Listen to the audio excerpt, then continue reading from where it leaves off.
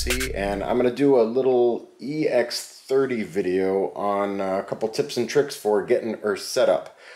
First one is the pads that come with it. Most of you probably aren't planning on using them, and if that's the case, then I'd recommend you use some of them. So take the pads and do a nice clean cut across the top on both sides. When you Velcro your battery boxes, which most of us are going to Velcro the battery boxes, Velcro them all the way down to the bottom. I even Velcroed the front of the battery boxes, but that'll make it so you can stick Velcro on the inside of these things. So now I can pull this off and pull that off and reapply them after the fact. So I only did Velcro in this one little square there and one little square there. That's good enough. We're not stepping on that part of it. Next thing, I guess, is an oldie but goodie.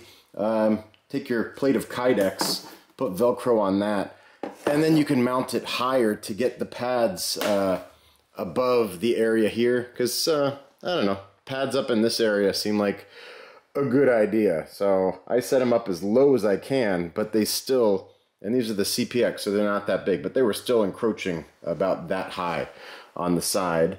That's two of them. The third thing I did was to get the Velcro to stick. I actually made a mixture of acetone and what did I use? E6000, and stirred that up. It didn't mix that well, so there's probably better adhesives to use, but once you get that going, you wipe that mixture on the battery boxes, and then when you peel and stick, this seems to stick pretty decently well. So, I don't know, we'll know more later. So that's part one. So part two, that's all kind of, I don't know, superficially sort of stuff. I also changed the shock to a coilover.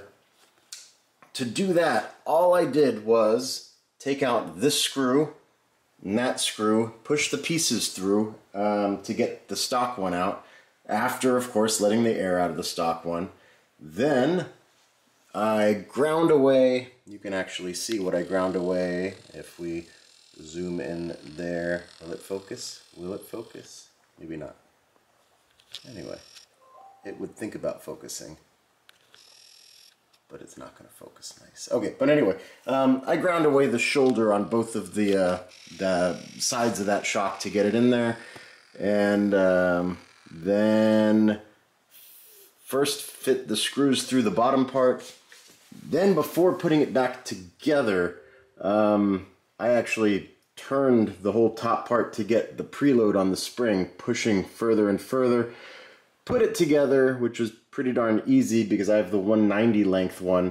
The 200, I don't know how easy it would be, but I think I'd actually prefer the 200 because I feel like I've lost a little bit of suspension travel. So it's kind of hard to see, but it's not all the way at the bottom.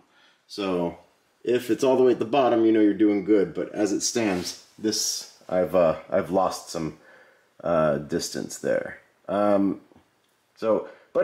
nonetheless, I put it together, got on it. I had too much sag, so I took this bolt off again. I turned it some more, putting a little Allen wrench through there and getting the whole assembly turning at the same time. You turn it counterclockwise. That thing turns counterclockwise, which is the, I don't know, retaining flat bolty thing for the spring. Anyway, I kept doing it until there was more tension and it put it together. It seems pretty good now. I might take it off and do it some more, but for now it's okay. So that's installing the shock. It's pretty darn easy on here. There's no need to have it compressed while assembling it. If there is a need with the 200mm length one, then same as the Master, just take off the two pedal hangers and then this thing can slide down that little bit further so that you could do all this stuff without any tension in the system. And then once that's done, then you just put some weight on the top of it to compress this thing. This goes down through that a little bit, and you'll be able to get the pedal hangers in the right spot to get that one screw in the middle done, and then the other four on the outside. So, okay, more stuff coming in a couple minutes, but first I have to take it apart. Alright, now I have the wheel off, and I need to take off the tire, and then I will put the hardware for tubeless in there. Okay, for anybody that is, I don't know, having issues getting the tire off of this rim, the secret is to try to get the bead of the tire as close to this inside valley as you can on the opposite side you're trying to remove it. That'll give you some wiggle room. Okay, so these little kits come, they come like this.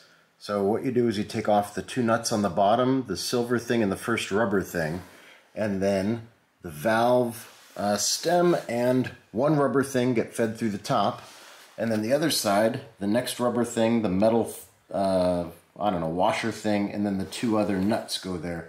You put one nut on first until it's about snug properly, then the other nut will secure it in place. This might not be 100% sealed.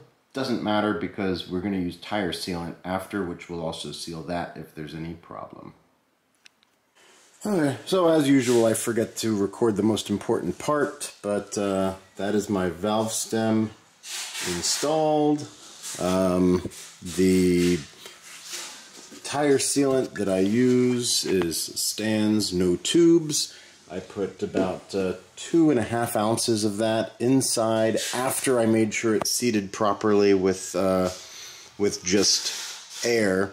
So then I let the air out, and I seated it by removing the valve core. It was there was just too much air flowing through, so I removed the valve core, jiggled it a little while hooking it up to a little baby air compressor, and that's all it took. So now it is holding air, and it has tire sealant, and it is set up as tubeless. Alright, the tubeless modification is complete. Test rode it. That is a wide rim and it really changes the feel of this tire. So I guess that is why people are wanting to go with a higher profile tire. So you can just see the profile on there. Definitely worked. It was definitely fun. But yeah, want to ride it more, so I will be bringing it with me on my trip to San Francisco to meet up with Jesse of Pevra and the Intro to Speed folks over there, as well as just having a good old-fashioned fun time and eating too much food. So this will be my main wheel down there, but I'll also have my new Race Master, which is somewhere not far away.